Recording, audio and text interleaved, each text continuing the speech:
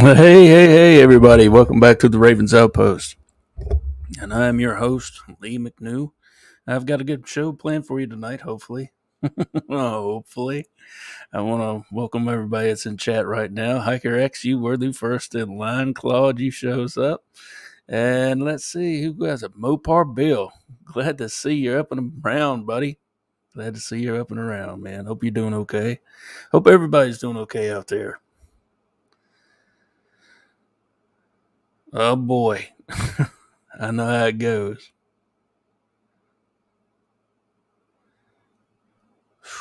5 in the AM.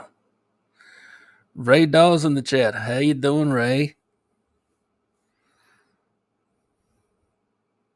So good to see everybody here. So good to see everybody.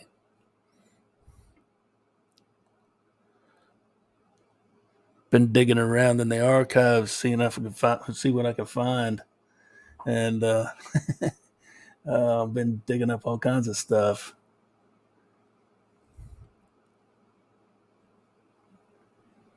Last week, I set it out. What would you guys out there in chat like for me to kind of dig around and dig up some dirt on? And somebody said Bohemian Grove, and I'm actually thinking about doing that just to do it because of everything that's tied to it. It's a lot of mess, man.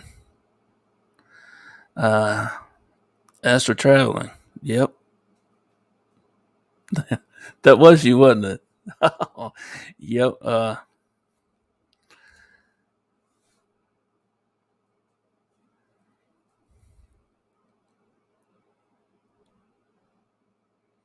Astro traveling would be a good one for a show. I'm going to be digging around on this topic here. Um, UFOs, UAPs, disclosure, and the cover up. It's this is this is a really long subject.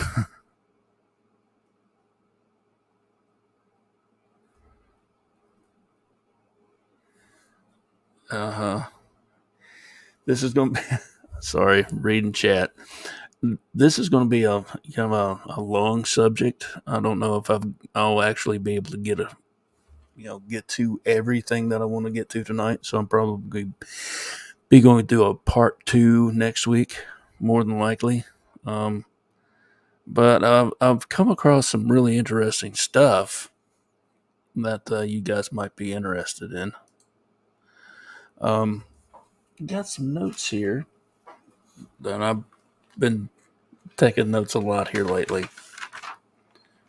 Give me a second. The old fashioned way.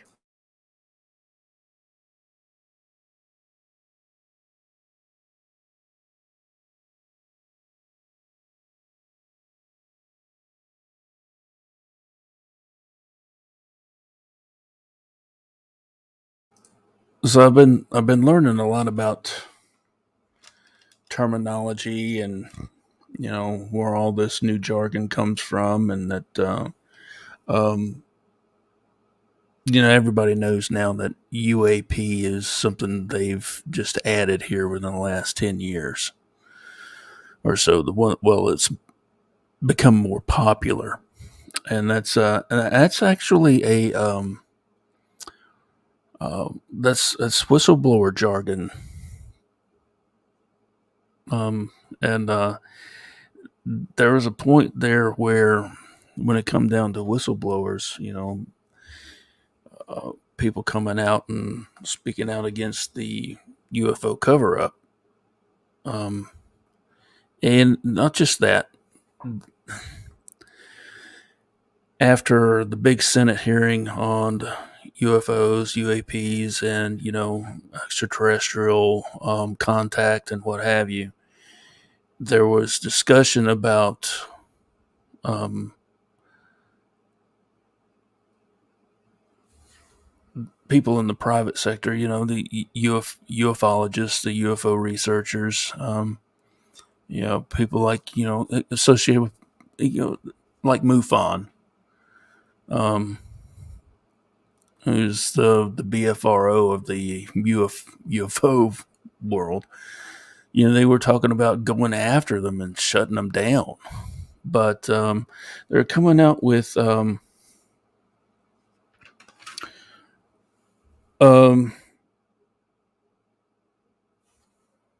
let's see if I can find it.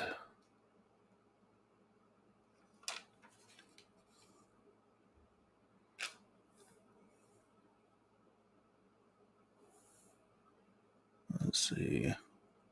Yeah, they're coming up with a bill to protect whistleblowers, and so anybody that, since our government has supposedly come clean with um,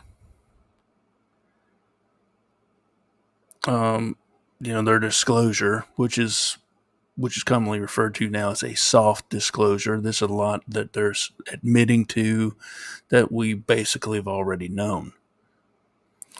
But what this bill will do will protect um, people in the know, experiencers and whatnot, of coming forward and telling their experiences, whether it be having to do with the government or not, and it will protect them.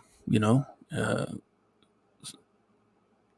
give them that ability to just get out there and not be afraid to be thrown in some dark hole somewhere.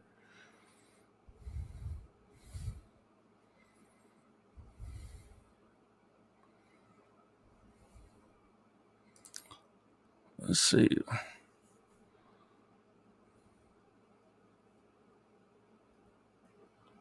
You know, yeah, there's a lot going on.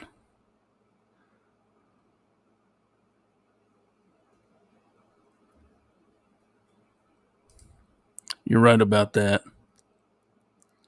And this is also another thing that I've also been thinking about. Mm-hmm. Transhumanism's a big thing now. You're really starting to promote that, getting behind Elon Musk's idea that for us to actually survive, we will have to transcend this this current biological form and become either full blown atomics or cyborgs.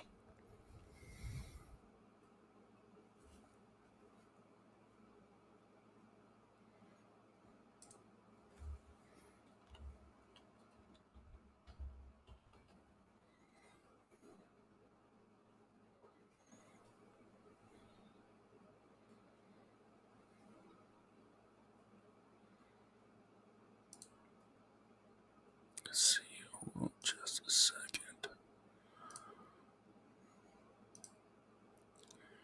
Trying to pull some stuff up here.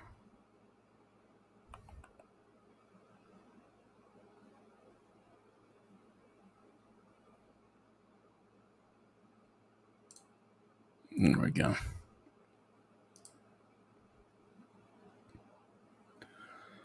So, yeah.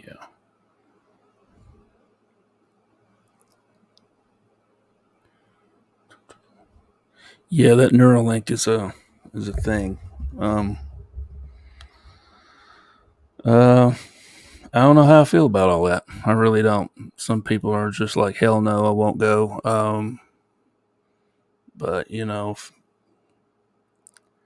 don't know. It is what it is.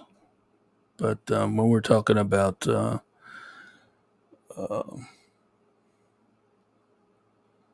the UFO cover up, let's take a trip back in time, shall we? Let's take a look at this right here. History stories. When UFOs buzzed the White House and the Air Force blamed the weather. When the saucer like sightings were reported over Washington, D.C. in 1952, the Air Force blocked its own investigator from checking them out. This is this is old news to some, but I think it bears sharing.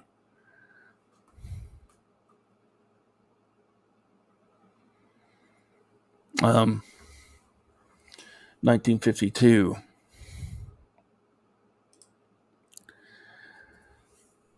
was the year America caught flying saucer fever. So, when a rash of strange sightings were reporting over the skies of Washington, D.C. that summer, the press and the public demanded answers. Were these unexplained radar blips crafts that in some cases outran jets, part of a nuclear armed Soviet invasion, a very real threat at the height of the Red Scare, or were they evidence of something far more mysterious?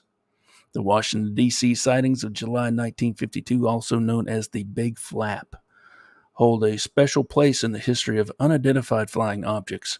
Major American newspapers were reporting multiple credible sightings by civilian and military radar operators and pilots, so many that the Special Intelligence Unit of the United States Air Force was sent in to investigate. What they found or didn't find, along with the Air Force's official explanation, fueled some of the earliest conspiracy theories about the government plot to hide evidence of alien life.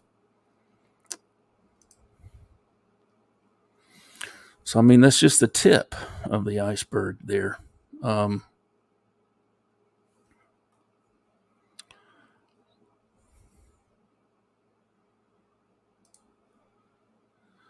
this has actually been, it goes back a lot further than that. And it's just recently, come up as a thing. And people are, because it's more likely now that it would actually be able to happen. People are actually seeing the fruition of all this work that's gone toward things like Neuralink, things that would, you know, put us on another evolutionary scale, if if that's how you want to put it. Um,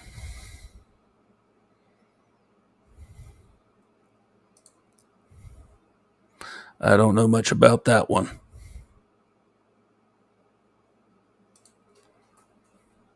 Exactly. That's what they like to do.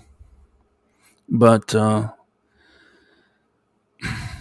know how things like to hide in plain sight.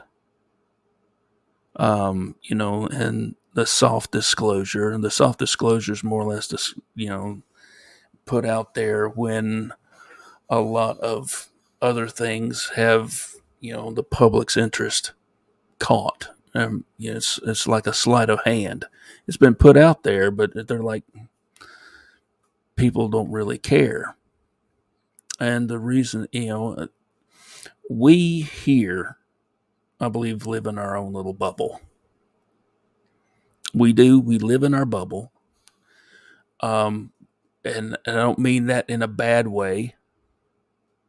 And putting it like that, we're more aware. Saying that we live in a bubble is kind of is that's really off putting. It's not a great way to put it. Um, but we are more aware than your average person. Your average person could give two shits about UFOs and all this other stuff. They really don't. If this doesn't have any immediate impact on their life, they don't care.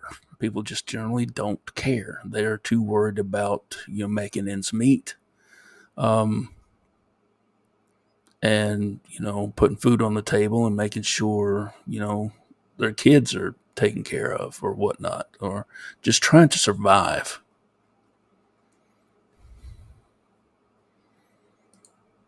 Good to see you too. Good to see you too, man.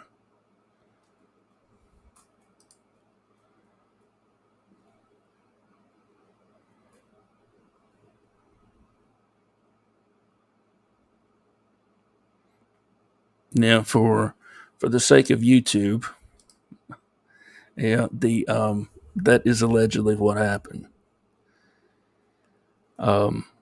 There are a couple individuals I do believe should be put up on trial for war crimes. I don't care how damn old they are, and they should be put under the jail.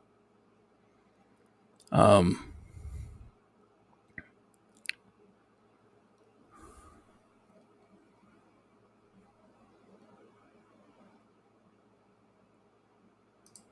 it's true. It's not for everyone. It's not. So I mean, Operation Mockingbird was put in place exactly for this very reason: misdirection, misinformation, um, giving us hints, clues, putting things right in our face, and telling us it's fiction. So that when people actually start talking about things that, oh, that was in a movie, get the hell out of here. They start talking about, their experiences, and that's the type of reaction they get. And it's to put people off from actually, you know, telling their story.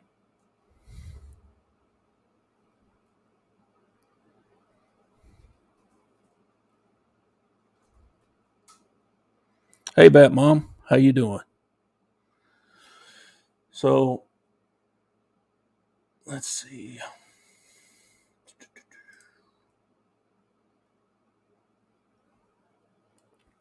So here we go with this new amendment here. I wanted to bring this up.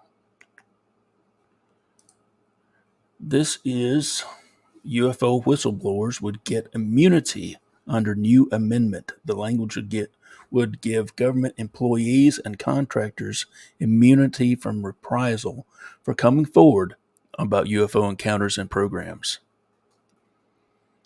This shitty video of the Tic Tac that we've seen for several years now before they come out and said, yeah, it's real. Okay.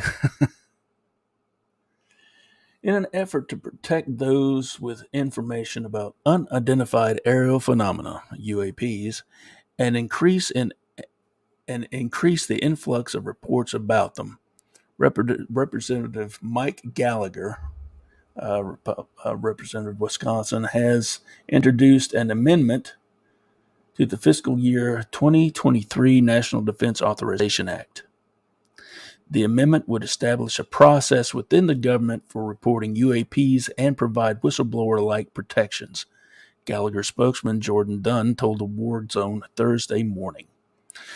For a multitude of reasons, U.S. troops and government contractors have traditionally been reluctant to come forward with information about these instances, regardless of their validity. Beyond that, there have also been long-standing allegations that the government and defense contractors could be hiding previous UFO-related programs and evidence. This would allow those with information to come forward without retribution. Some have even poised that language like that in Gallagher's amendment could lead to UFO disclosure. In essence, it says that regardless of any previous written or oral non-disclosure agreements, that could be interpreted as a legal constraint on reporting by witnesses of an unidentified aerial phenomena. Those with information about UAPs, more commonly known as UFOs, would not be violating federal classified information laws if they came forward. The amendment also calls for the head of the new Airborne Object Identification and Management Synchronization Group. That's a mouthful. The AOIMSG. Damn.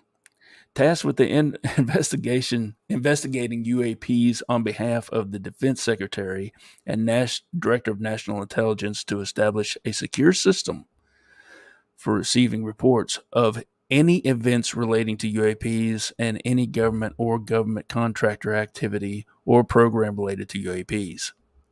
The reporting system shall be administered by designated and widely known, easily accessible, and appropriately cleared Department of Defense and intelligence community employees or contractors as part of AOIMSG, which is a much enhanced and more deeply mandated effort that replaced the Unidentified Aerial Phenomena Task Force. All right, let's take a moment to discuss this.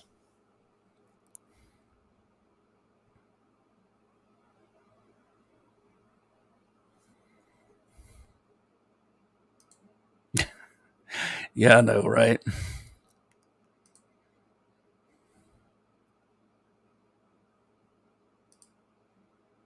We'll see.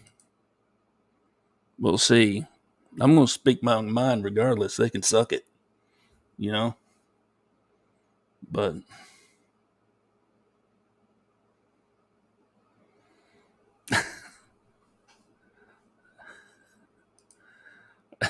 way too many letters. You got that right. I mean, that's ridiculous. That's ridiculous. Airborne Object Identification and Management Synchronization Group. I got some more stuff for you. Just hold on. I've been digging around.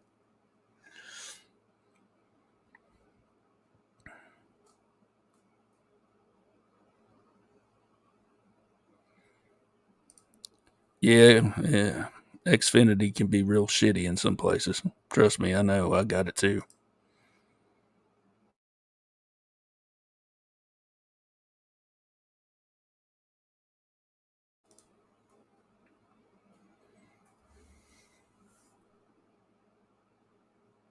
Let's see. Let's get back here.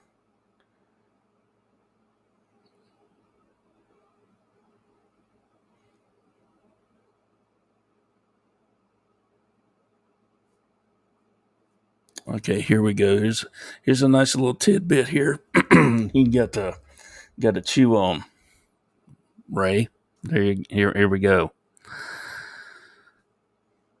Any information would first be screened to prevent unauthorized public reporting or compromise of properly classified material and intelligence system programs related activity, including all categories. Let me pull this back up here. Um,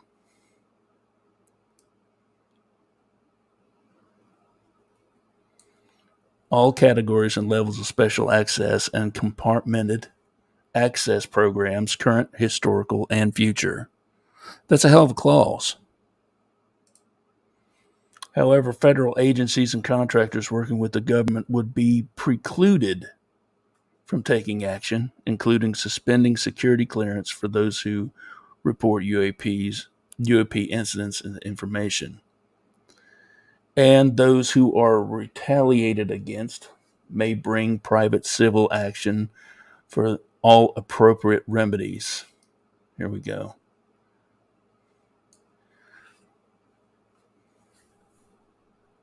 Once again, and those who are retaliated against may bring a private civil action for all appropriate remedies, including injunction, relief, and compensatory and punitive damages against the government or the other employer who took the personal action in the United States Court of Federal Claims. The amendment states Gallagher has long been a proponent of increasing the flow of information about UAPs.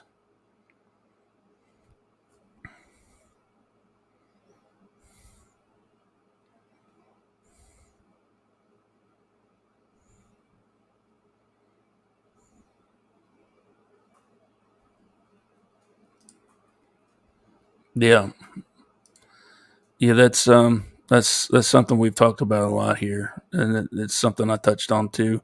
There are people who just don't get it, won't get it, and refuse to get it because if it's not affecting their life right then and there, the bottom line is they don't care.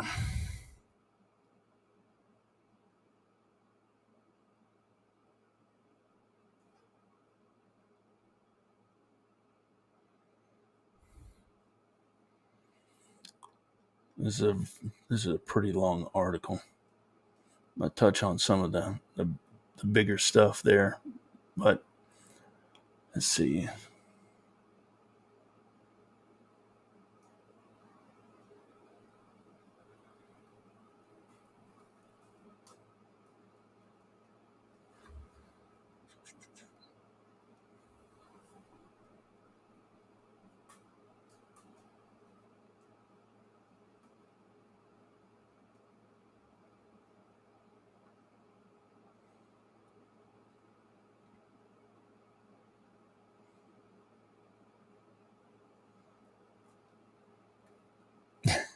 Okay, here's a good one. This is part of the same article. A day after the hearing, Gallagher made eyebrow raising statements that UFOs could actually be the product of time traveling humans during the appearance on Pat McAfee show, according to the National Review. Now, there's a, that's something that we have reverse engineered. We don't actually, we can't actually produce it yet, but we know how it works, if that makes any sense. Um, uh, a Mexican scientist actually come forward, and the the the Alcubierre warp drive is what it's called. The Alcubierre warp drive. It's what it does. It warps space and time around it. It pulls itself forward, and this is more or less using what we commonly refer to now as string theory. There's a point on one end of space that this object ties itself to, and within a blink of an eye, it can pull itself to that location, which is incredible.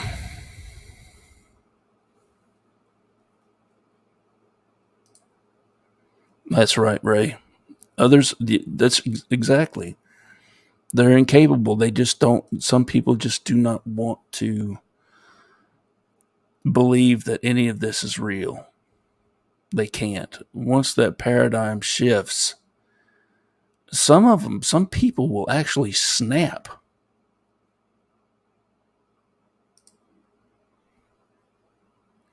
What I believe the problem here is, Ray, is that it has been sensationalized in movies and just cinema altogether.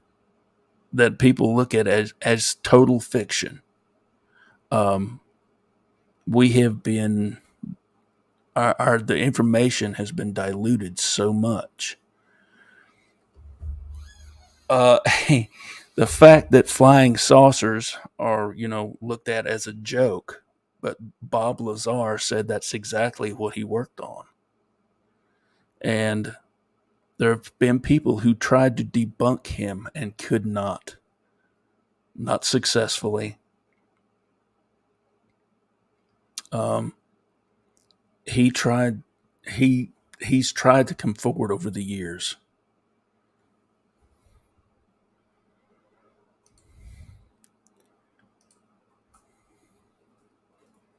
That is This is true, but when it gets watered down and it's presented as fiction, when people actually see something that resembles something that has been in some type of motion picture, they're viewed as a nut. They're viewed as crazy.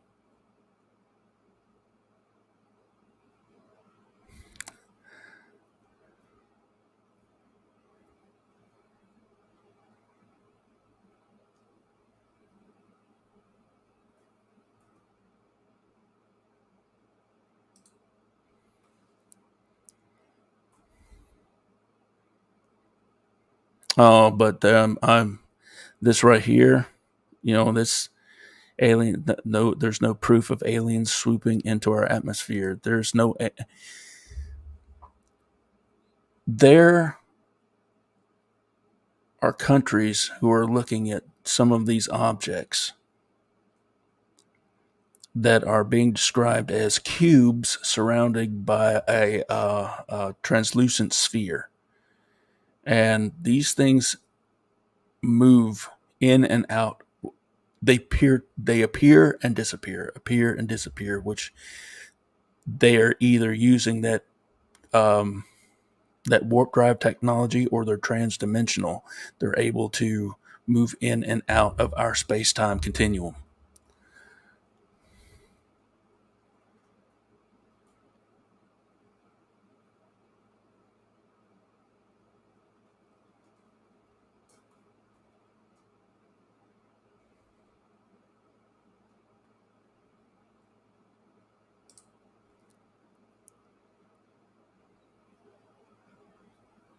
I believe so.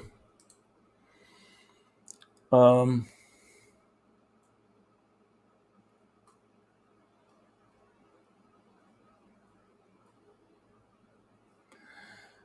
Here, I'll bring this up right here. Let's see. This might be a little bit easier to read. No, not so much. Maybe it's hard to read. If you can read it, the Kirby warp drive allows a spaceship to travel at an arbitrarily large global velocity by deforming the space-time in a bubble around the ship. Little is known about the interactions between massive particles and the Alcubierre warp drive, or the effects of an accelerating or decelerating warp bubble. We examine geodesics,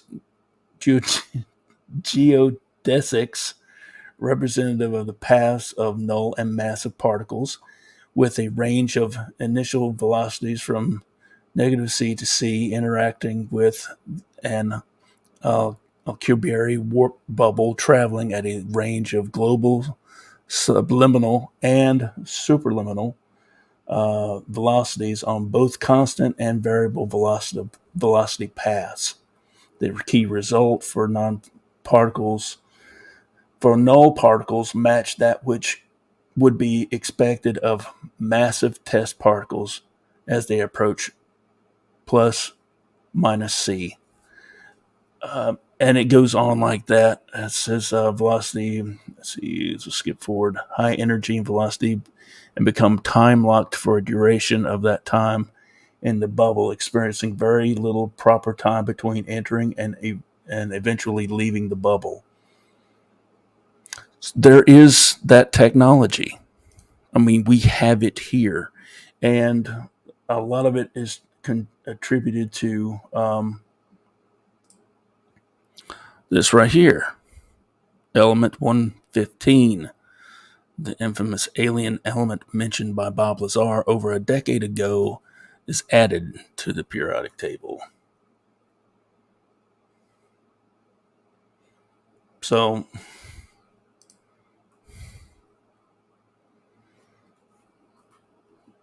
Brian versus the world. What's up?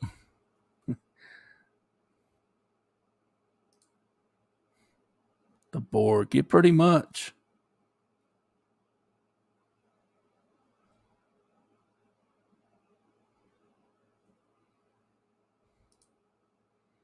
Oh yeah. Oh yeah. That's yeah. Absolutely. Absolutely.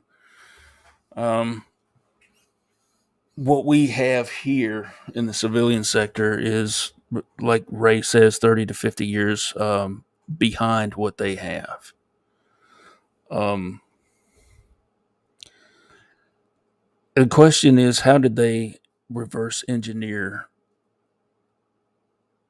this alien tech? Were there crashes? Were there gifts? And the answer is there's probably both. There, to some sources I've looked at. Um, most of it's on video, and I can't produce it here because I'd get copyright strikes and all like that, because YouTube's stupid. Um, there's a When it comes to uh,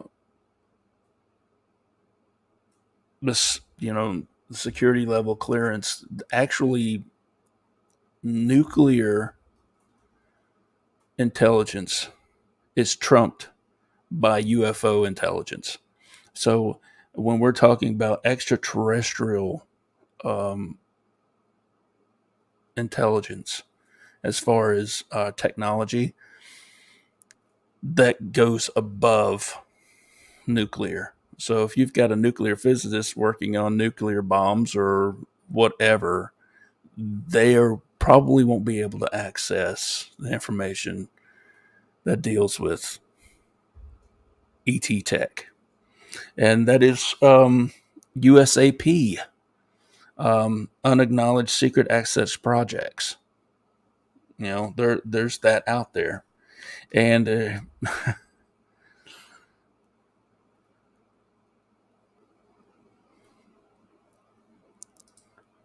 hey, Marty, how are you doing tonight?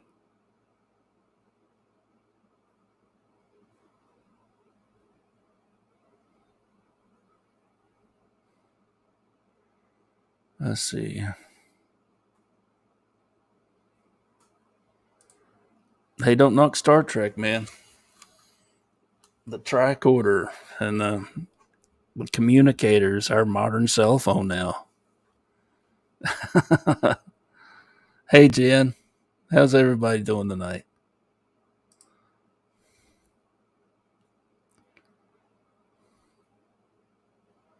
Hey, Sandra.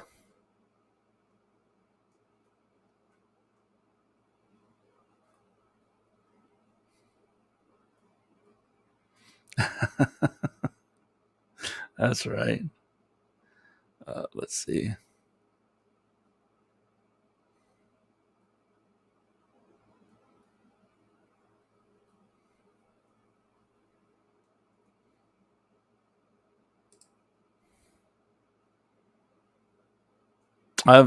It's not a coincidence that this keeps being brought up in, my studies, a holographic universe.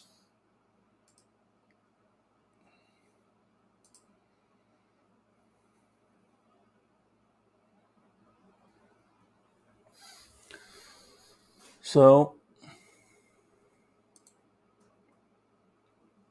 here's another thing we've got to look at right here. Now we're talking about the five things that our government looks at when they're talking about looking for UFO UAP activity. Um, Anti gravity capability, and not just being able to float there, and just being able to defy gravity and our actual known laws of physics altogether. Instantaneous velocity is number two.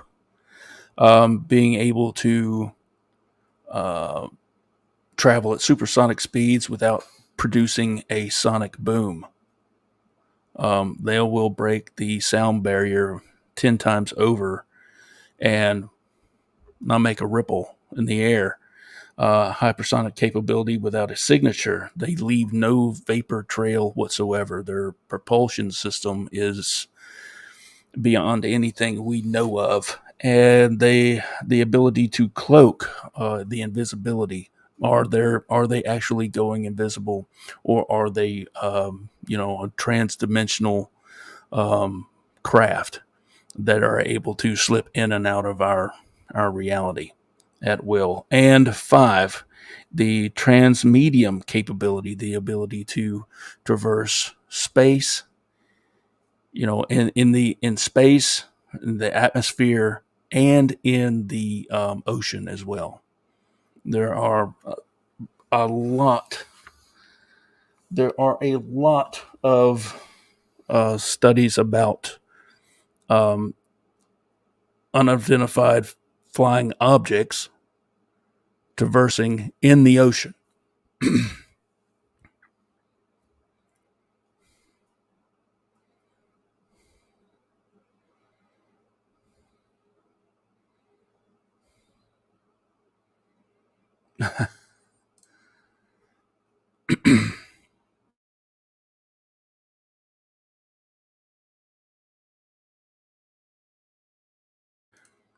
We've been at this for 40 minutes already. This is crazy. Okay, here we go. See that we have this. We have the ability to do all this. Well, we have the knowledge. Naval concluded transmedium flying submersibles were possible a decade ago, and this was produced last year. A vehicle that can travel under the sea and the air may seem like a fantasy, but the Navy says it's possible and relevant for special operations. I won't go through too much of this article. I just wanted to bring this up to just, show the receipts.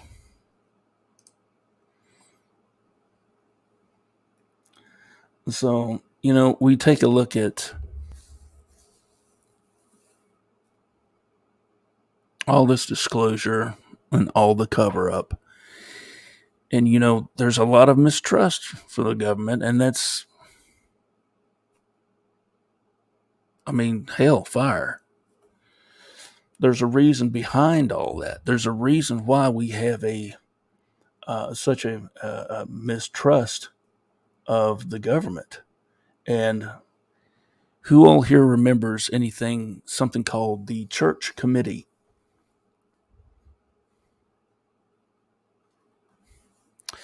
Well, let me bring this up here. This is Wikipedia, but I have backup sources.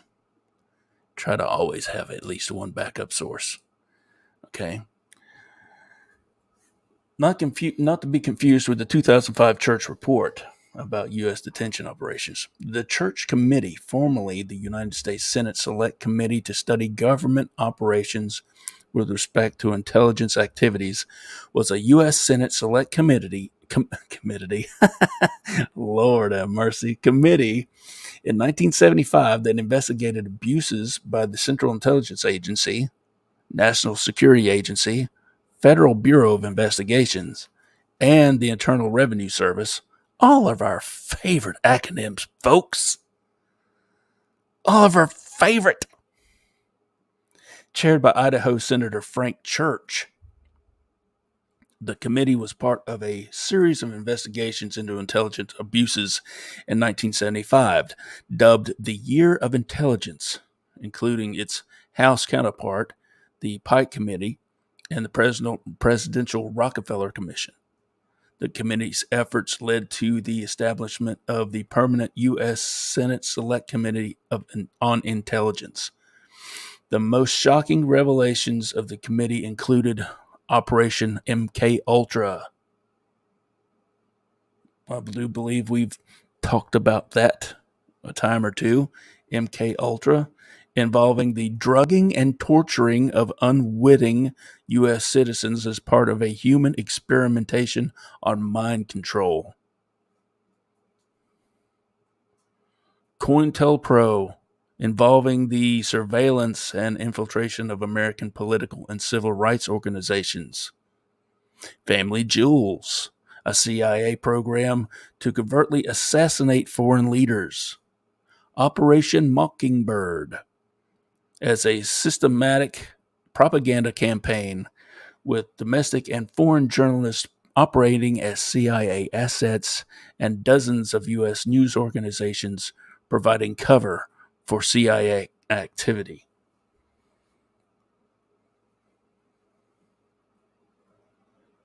And then that's just to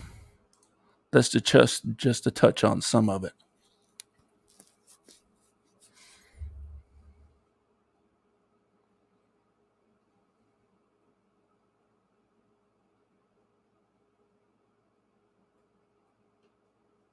That's right.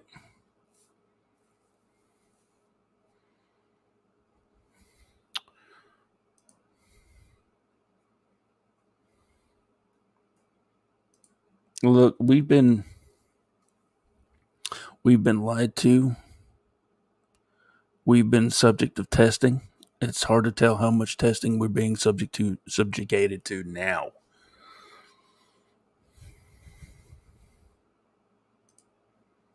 Oh yeah. I'll touch on that later. Believe me, I'm trying to get into all of this. Um,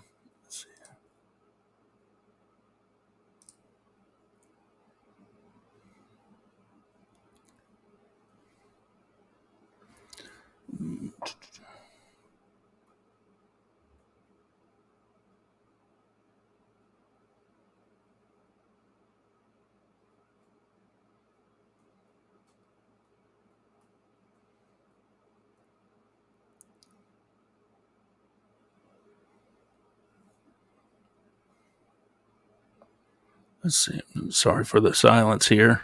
Looking up something. So here's my other source. This is from United States Senate. Not they're even any more trustworthy than Wikipedia. If they don't like Wikipedia, if they don't like what they say, what you say, they delete you too.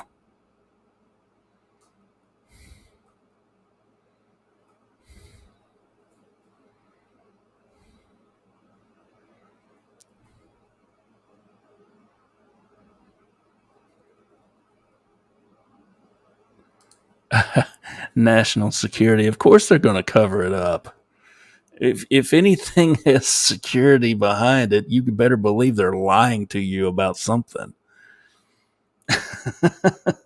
Outcome. Let's see.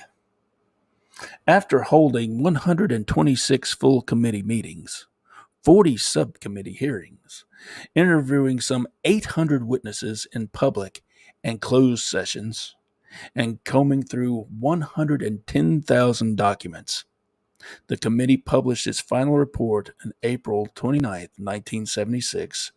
Investigators determined that beginning with President Franklin Roosevelt's administration and continuing through the early 1970s, intelligence excesses at home and abroad were not the product of any single party administration or man, but had developed as America rose to become a superpower during a global Cold War. Intelligence agencies have undermined the constitutional rights of citizens. Dude, what's happening now? She ain't changed. But this right here is hard, cold proof and evidence of what we have to go through on a daily basis and of what we have to contend with. When it started with me as a government cover up with the existence of Sasquatch, why do they not disclose that? I showed it here a couple of weeks ago, and you can go back and look at the episode of Bigfoot Odyssey where Danielle and I did a dig through an investigation right there in real time that showed that the state of Florida discloses the existence. They admit to the existence of the quote unquote skunk or swamp ape. And they also state that they protect said species by saying they cannot be taken, which in hunter terms means they cannot be killed. Okay?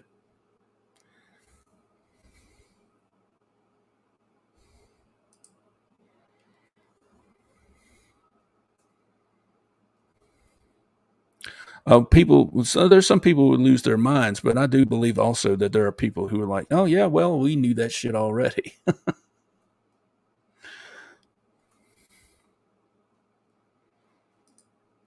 Yes, dear, I'm glad you bring this up because this is something on track of something I am going to talk about in later episodes. I'm just starting here because I think this is something that it struck me. It needs to be talked about.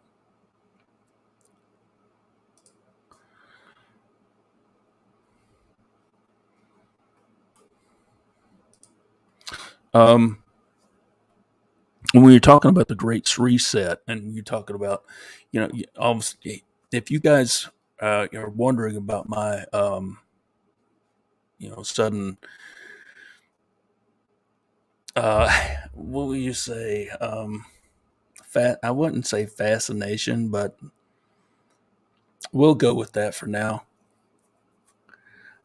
Um, over ancient civilizations and how they thrived, how they existed, and looking at the existence of civilizations that go beyond um, the mark of what supposed scientists thought that we were.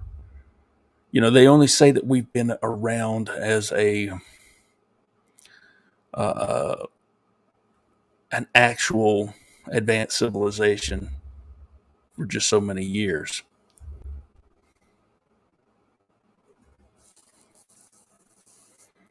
Um, there are some scientists that believe that our existence only goes back like 9,000 years at the most. When we have obvious, um, and this is subjects that don't get talked about. I'll bring this up later. I don't want to. 2,000 years. Yeah, right. That's hilarious.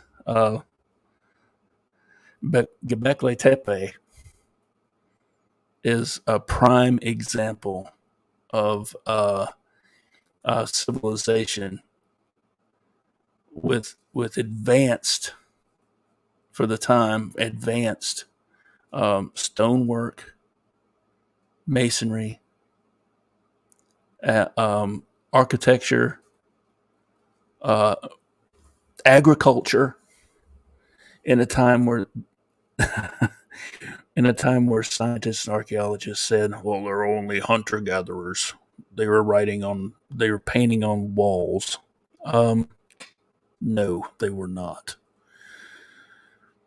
But there are also, if you look even today, there are people who have never seen anyone other than themselves. And it's hard to believe, but it's it's true.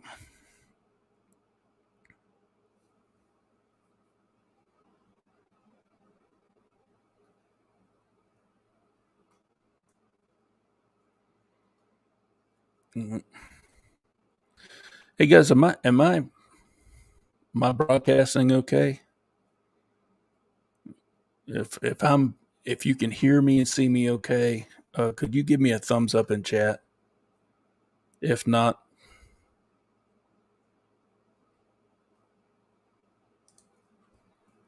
see this is right.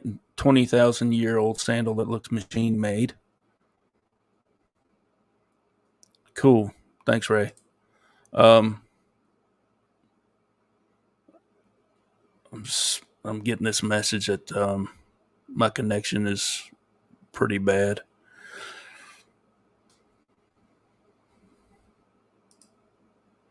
We've become so determined on, we determined, dependent on, as a society, we've been so dependent on, uh, our current technology, refrigeration and whatnot. Most people wouldn't know how to survive.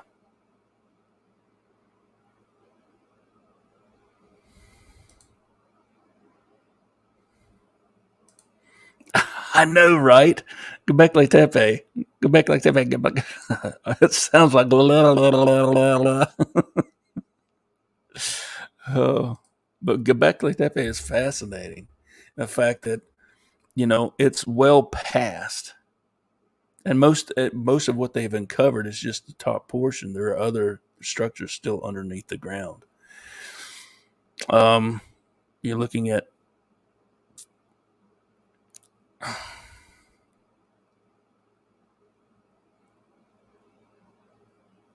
let's see. I watched a debate with it was a Randall Carlson and Graham Hancock, and they were talking to this other dude. I can't remember his name. I think the reason why I can't remember his name is because he pissed me off. He was just so, God bless it. When you just have one of these people, he just oh, grates your nerve, just so bad.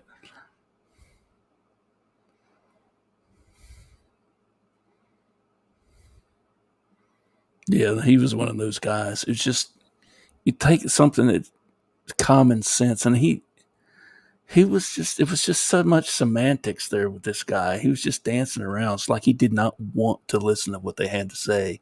And he did not want to acknowledge the hard, cold facts that were just thrown up to him. He just didn't want to do it. But, he got to talking about why isn't there pottery and plastics? And well, maybe this particular civilization decided they didn't want to go with plastics. You know, each each of these civilizations, I believe, had a different route, a different way of doing things. They had a different um, culture.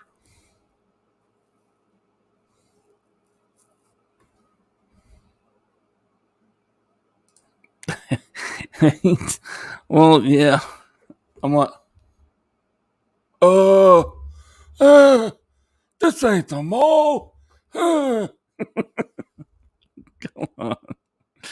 Oh,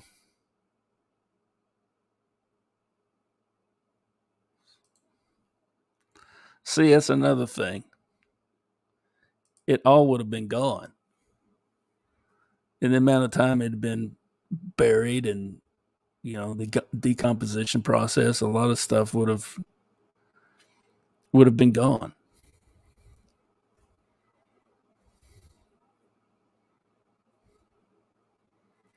But we're getting back to this. We're getting back to uh, there's something here that I found interesting. Getting back onto this subject. Bam! NASA wants to turn satellites into alien hunters. Asked why the space agency is embarking on such a seemingly fringe subject, it said one of its remits is to look for life outside of Earth. And this is just, I mean, last month, you know, the 23rd of last month, NASA is looking into repurposing satellites that are already in space to hunt for aliens. Last month, the U.S. Space Agency announced it was launching an 8-month inquiry to investigate hundreds of unexplained UFO sightings.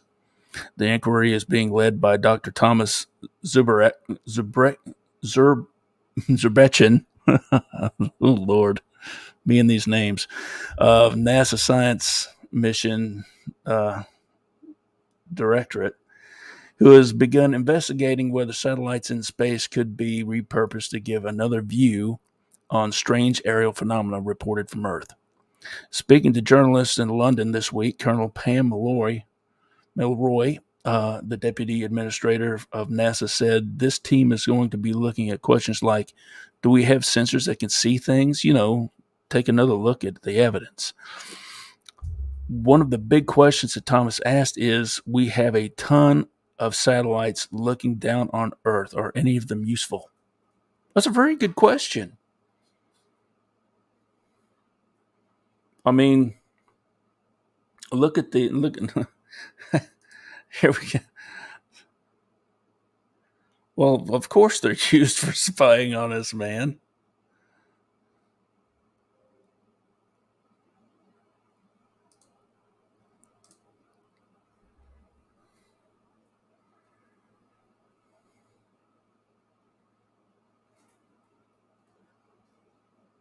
Oh, dude, yes. That's that hammer that was encased in stone. How many years old was that? God, thousands of years old. It says even the greatest scientists are ridiculed. Um, Bill Nelson, a NASA administrator, told journalists that he had read all the classified documents related to UFOs and was convinced that nobody knew what they were. Questioned as to why NASA was embarking on such a seemingly fringe subject, Nelson said that one of the space agency's remits was to hunt for life outside of Earth, and said that in the past, even the greatest scientists have been disbelieved and ridiculed. Remember that one of our missions is to reach out to see if there is life, he said. That's why we're digging on Mars right now. As there Is there the possibility of life in something as big as the universe? Of course, there is the chance that in somewhere as big as that, conditions similar to Earth exist and some other kind of life forms developed. Look at what Galileo had to face, the flat Earth science, the one who said everything revolves around the Earth, and he said, no, we revolve around the sun. And 100 years ago, we still only thought there was one galaxy, and the Hubble came along, and suddenly, no, there's a bunch of galaxies out there. So, yeah, NASA's doing its thing with satellites. Um, but there is here's something that I found really interesting too. Let's see, that you know, hold on.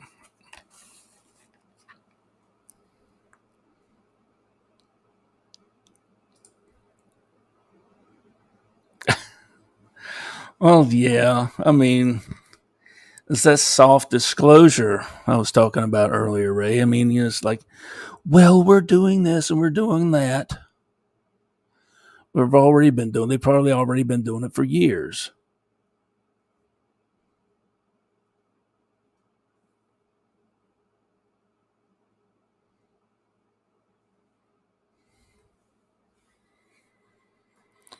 So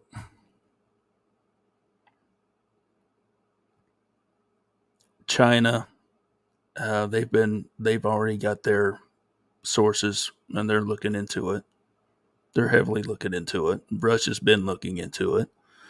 We're looking into it. It's more open now. Um,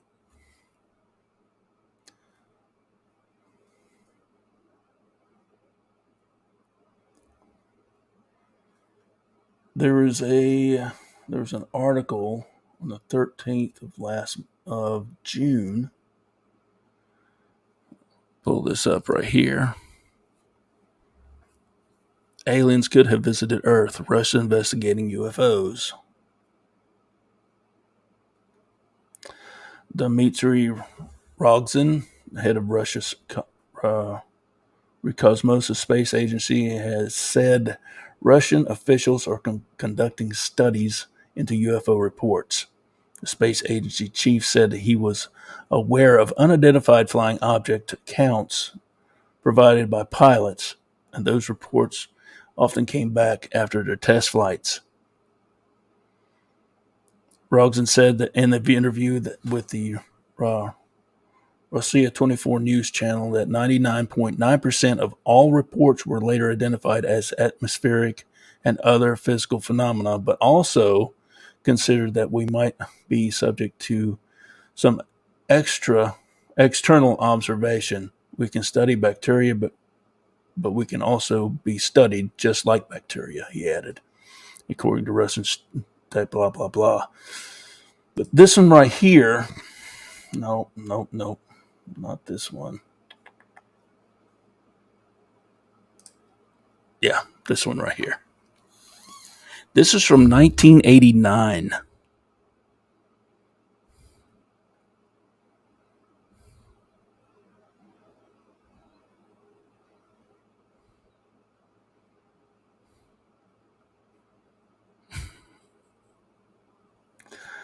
UFO landing is a fact, not fantasy, the Russian insists.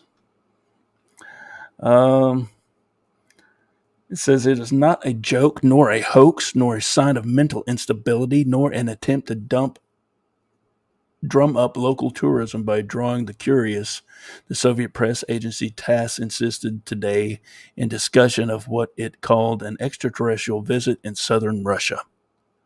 Residents of the city of Voronezh insisted today that lanky three-eyed extraterrestrial creatures had indeed landed in a local park and gone for a stroll, and that it a seemingly fantastic report about the event carried Monday by the official press agency TASS was absolutely true. It was not an optical illusion, said Lieutenant Sergei. I'm not going to even try to pronounce his last name. At the Vornaz District Police Station, who said in a telephone interview that he saw the landing of the UFO on September 27th.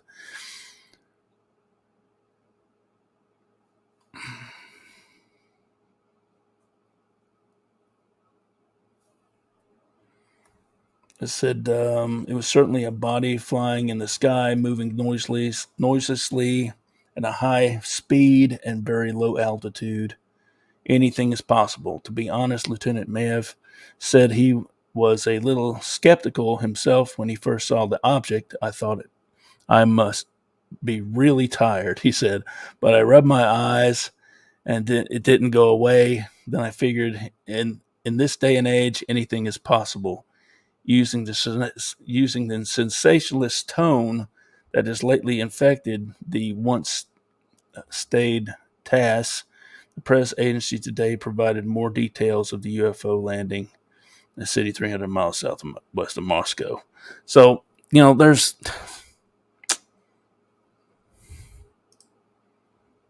there's that.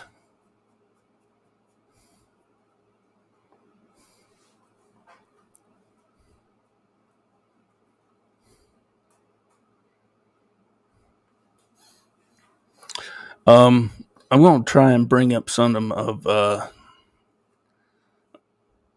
Linda Moulton Howe's investigations and dive into some of her research.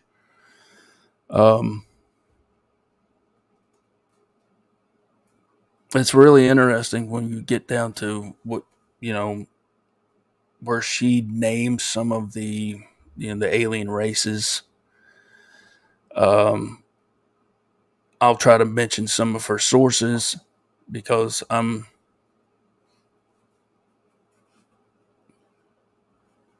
think I'm standing on the back of on the shoulders of giants here when I'm repeating all this. But I think it's something that needs to be done.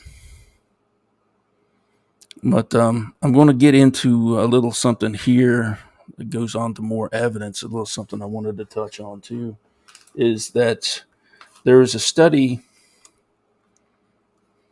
done where experiencers and abductees have been found to have a specific type of brain damage, usually theoretically caused by exposure to the propulsion system of one of these alien crafts. Um, Dr. Gary Nolan, if anybody's heard of him, he's been on the news here lately. He's actually been on Fox News. I could, you know, there's a couple of dozen freaking shows he's been on where they've interviewed him and he's talked about it. And he conducted a 10-year study on this phenomena, findings show that the part of the brain that was affected, the neural density is 1 to 100 times normal to a normal person. Um, um, the part of the brain that is affected is the pitomen and the caudate, that part of the brain within the brain. And findings also show that the part of the brain that was affected deals with intuition and impulse decision making. So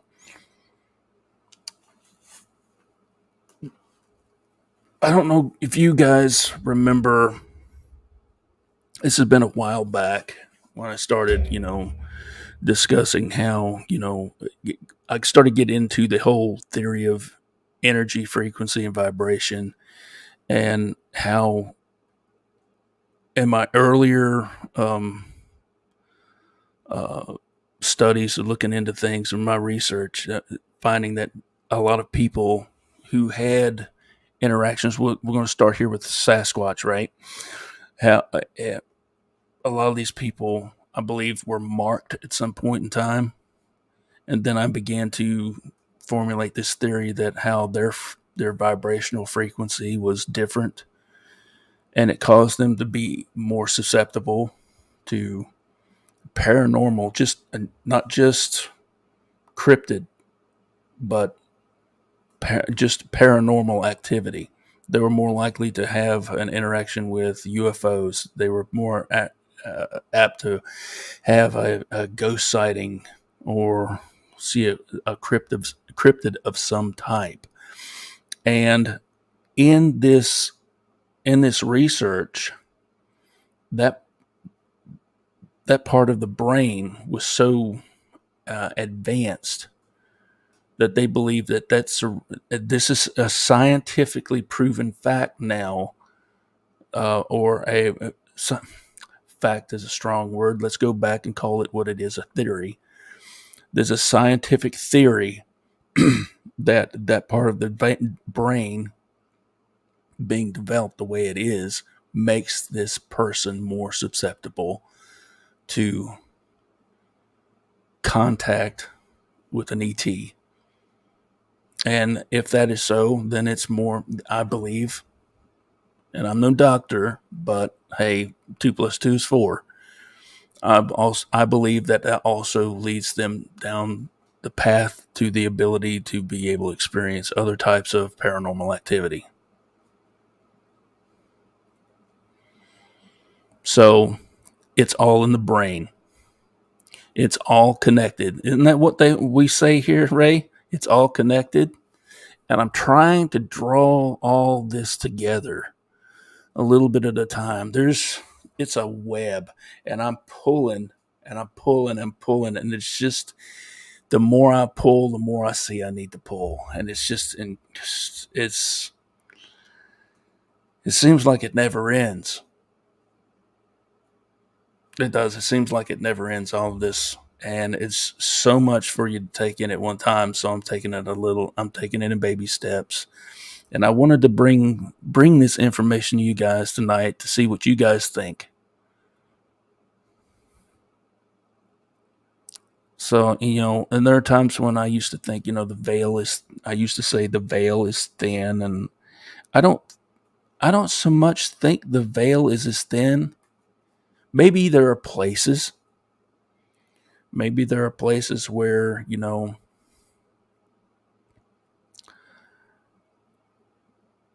certain energies have scarred the land at certain points that make it more susceptible to um, interdimensional activity. Um, but I think more people are waking up. I think it's just more people are waking up and seeing more, and that's just a fraction of it. That's just a fraction of what's going on.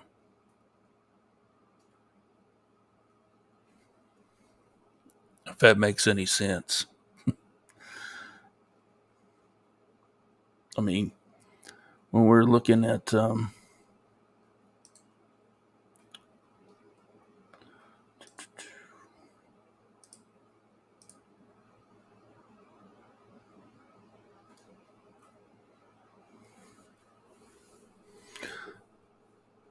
the bitumen is involved in learning. When we're talking about the brain here, it's involved in learning and motor control, including speech, articulation, language function, reward, cognitive function, and addiction. And let's see, caudate. Um,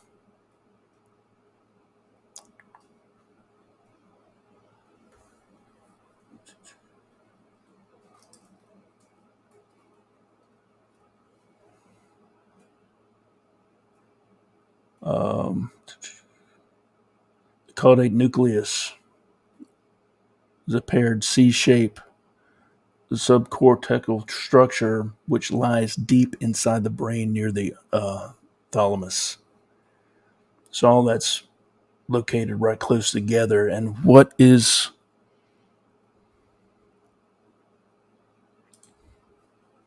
certain elements enhance the conduit. That's a good way to describe it, Ray. Thank you. Um, when we're talking about this part of the brain, we're talking you've got your two hemispheres, your right and your left, and then what is right in the middle is what we've been talking about uh, the the putamen and the uh, caudate all right there together. What is right there located in the center is your pineal gland, um, which was described by some as the seat of the soul, um, where your third eye power is located theoretically, and it's amazing how all of this ties together. And it's just a little bit at a time. I'm trying to unmuddy the water here, but it's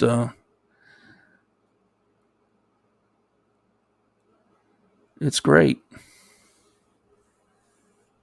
This is great.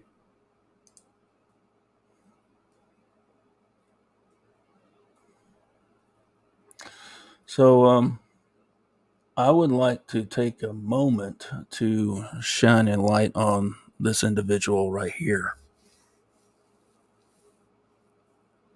A brilliant man, a brilliant philosopher that I didn't know about till just maybe a few months ago. And this book right here, I started today, uh, The Secret Teachings of All Ages. And pretty fascinating. It reads more like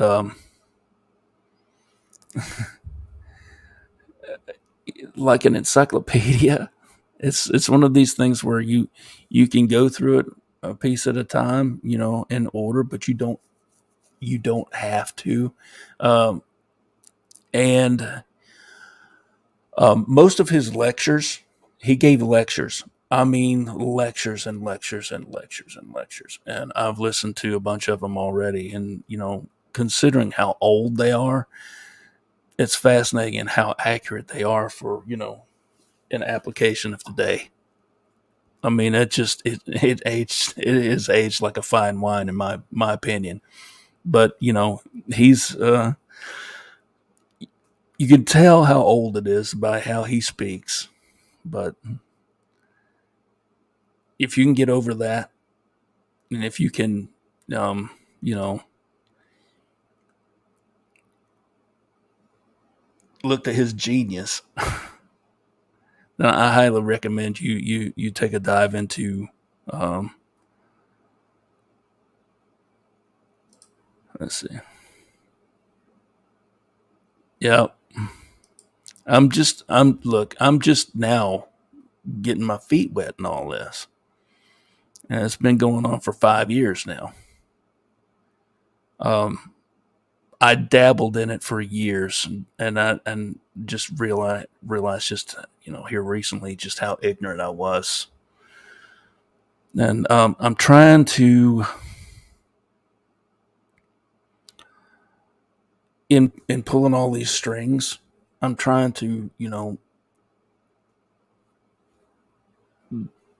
draw the similarities between all the paranormal fields, the cryptozoologists, ufologists, um, the parapsychologists, or ghost hunters, as some of them like to be called.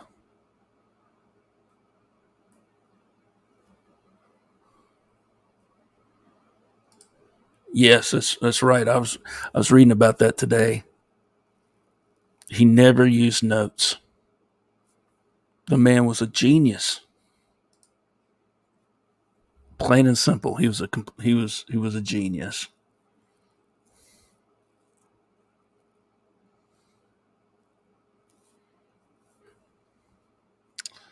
And he shed a light on a lot of stuff.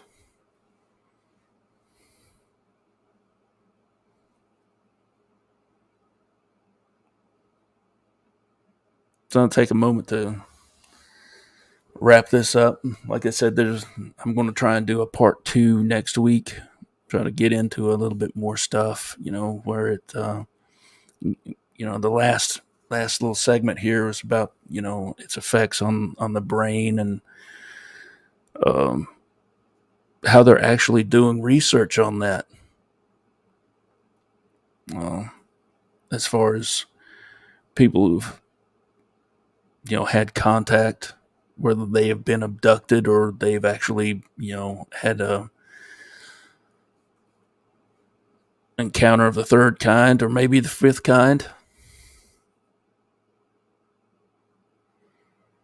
And some of these people having some type of irreversible brain damage, which is, tragic, honestly.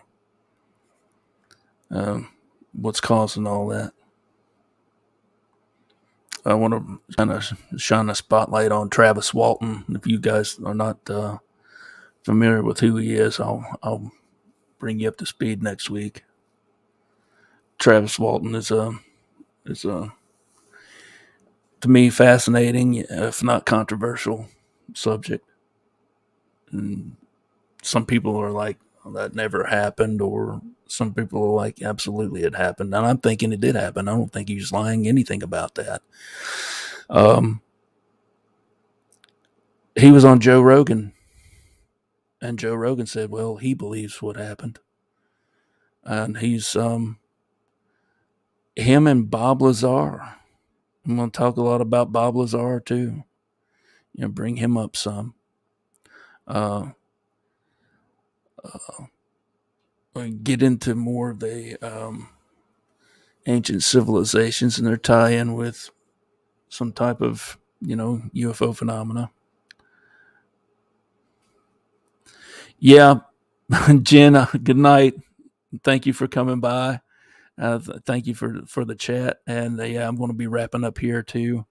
I've got early to rise tomorrow. I gotta put a boy on the bus, and I got stuff to do here before I go to work tomorrow. So I got a long day ahead of me.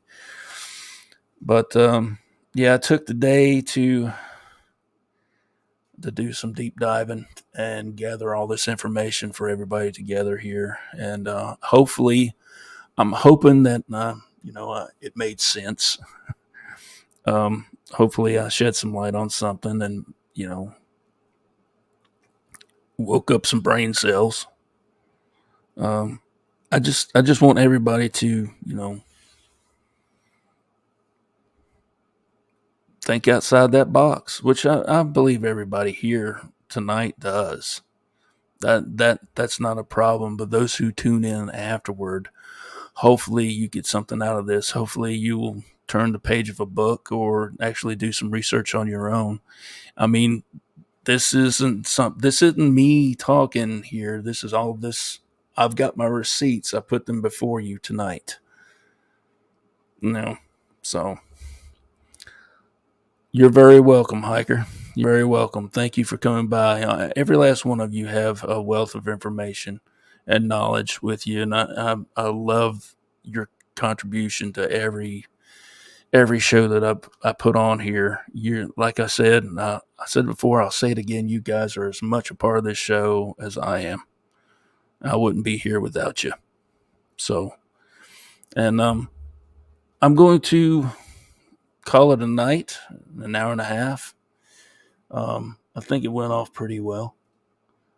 Like I said, there's a lot more here that I want to touch on. We'll get back to. We'll probably revisit a few of the subjects that we talked about tonight, just to tie in with the other stuff next week. So, ladies and gentlemen, thank you so much for being here tonight. It's been great. It's been awesome. I've loved it. I've had a good time. I hope everybody else has too. And yes, we have to read and study. Read and study. If you have the time, throw on a podcast. There are many podcasts out there. There are a lot of stuff here on Good night, Sandra. Good night.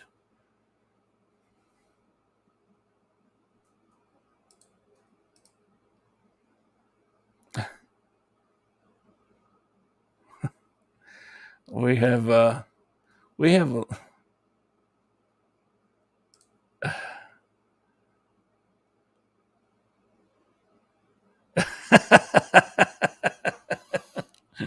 Brandon, you're a nut, dude.